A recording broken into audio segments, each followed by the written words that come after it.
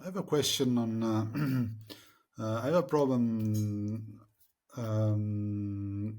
saying no to the people, but I have thoughts on me more than the other person. So Yeah. I have some problems to convert those thoughts on the other person because I know that it's better to do the work on other people, to judge people, other than judging myself. It's a little bit difficult in that case because I have a situation on a person that is addicted to drugs and he keep asking me money. Um, and sometimes I gave him, but I made a mistake because you think to make a good thing, but one day he says, "Give me €1." The other day, €2. The other day, €10, €50, and but um, I'm not able to judge him um, other than judging myself. I don't know if you got it, Todd. Yeah. Um, so Yeah, I so think so. I tried to do that, and I wrote. He takes advantage of my weakness, but I don't know if it's the right thought. I'm not Hmm. sure of that. Hmm. So I want to ask you if there are some tips to to to check the right thought, and but remaining in the judging the other person. I Hmm. don't want Hmm. to do the work on me, on myself, but I wanna learn to do the work on the other person.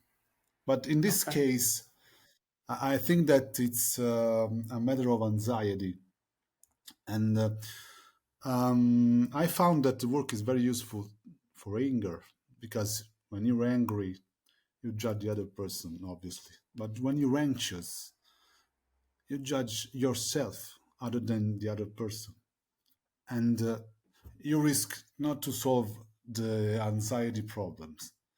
Mm. Mm. I don't know Yeah. if you got So it.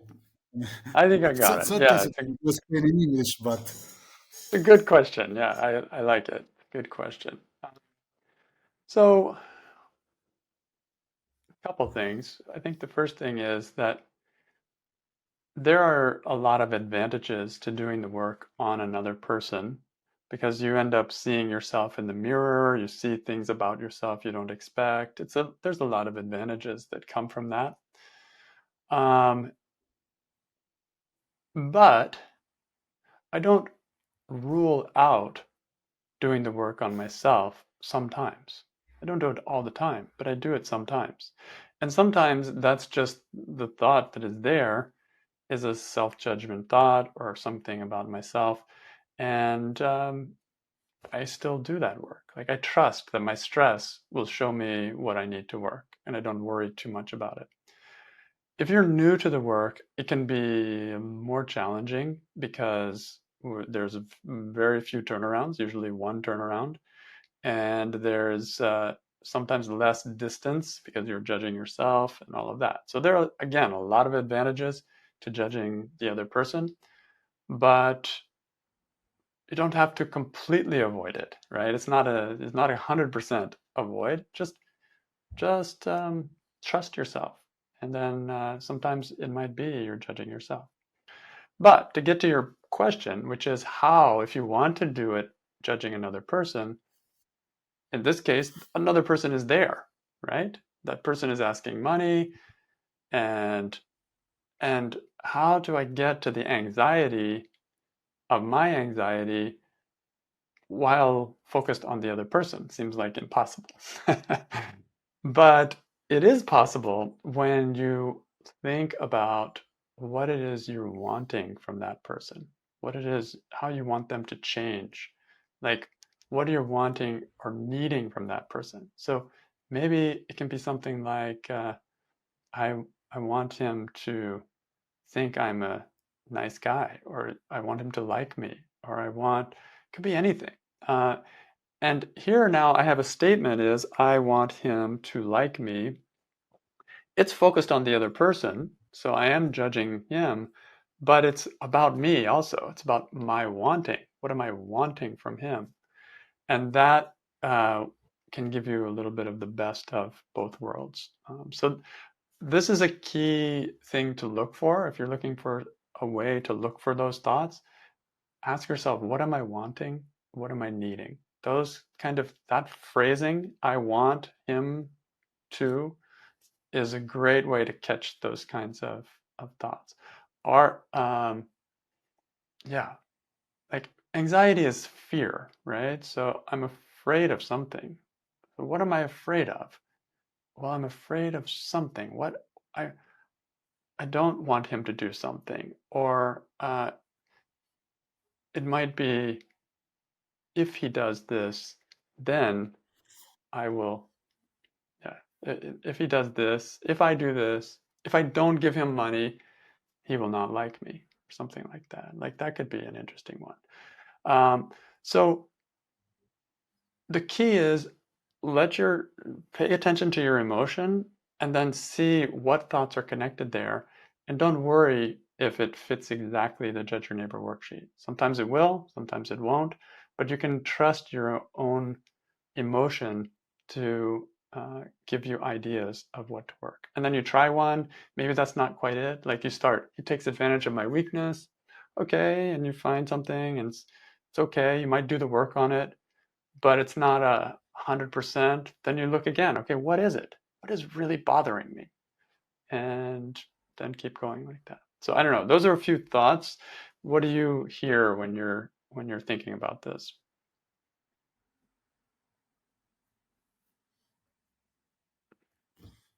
I have to say that he can become violent because he's an addicted to drug. To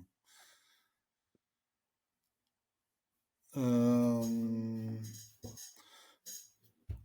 but So I think that could that be right there is a judge your neighbor worksheet, right? I am afraid of him because he can become violent. And that is not, that's not an anger statement, that's an anxiety statement. I'm afraid. So Mhm. then what do I want from him? Line 2, 3, 4, 5, 6. You can just say, I want him to be more calm. I don't know what the, whatever the stressful thoughts are. Um, so anxiety fits beautifully on a judge your neighbor worksheet, just as much as anger does. Yeah. So Sadness I can also use. fits. I'm afraid of him. Sorry, sorry. Yeah. I was Uh, just going to say sadness also fits very well on judge your neighbor worksheet. A lot mhm. of emotions do. Not everyone works perfectly, but almost all do. And in this case, uh, you can start with, I am anxious with him because why? And then just fill in line one and then just go straight down. That's a straightforward way to go. Uh, so I have to put I'm anxious, or I have to put I'm afraid of him. What is Yeah, what which was the of first two thing is you said? better? Yeah, I'm anxious or I'm afraid. Doesn't matter. Your words, whatever makes sense to you. Yeah. For me, Mhm. anxiety and fear are basically the same thing, maybe different degrees or different flavors, but it's same idea. I'm worried about something that could happen. So with this the same system, I have to check what what goes comes out from my mind. I write the statement, and then I get still and. Oh, okay. There is a. Can I say something further? There Yeah, is a yeah. story that Byron Katie told. It's about a man with a gun that threatened her. I don't know if you have ever read that, but Hmm. it was very fascinating.